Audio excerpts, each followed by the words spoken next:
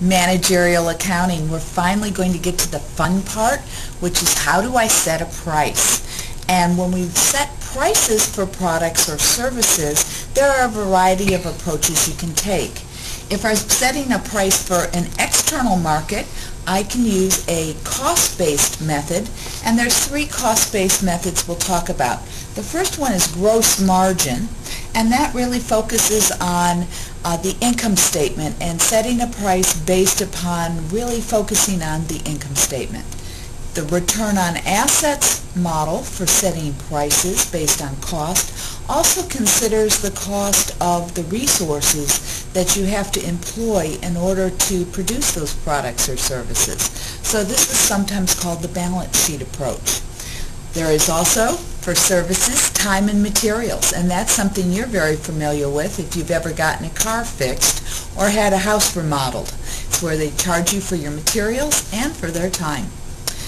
Also, we can look at market-based approaches, and a market-based approach says we go to the marketing guys and say, go out there and survey and figure out how much the market is willing to pay for this product or this service.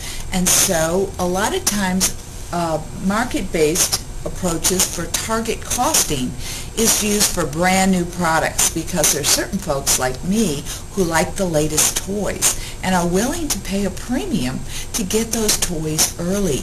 And then what happens over time? Does the price drop?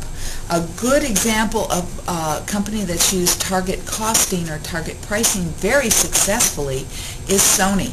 If you remember your first Walkman versus your current Walkman, how much the price has dropped. The other way that we can do market-based pricing is called auction market. And you know about auction market if you've ever bought or sold things on eBay.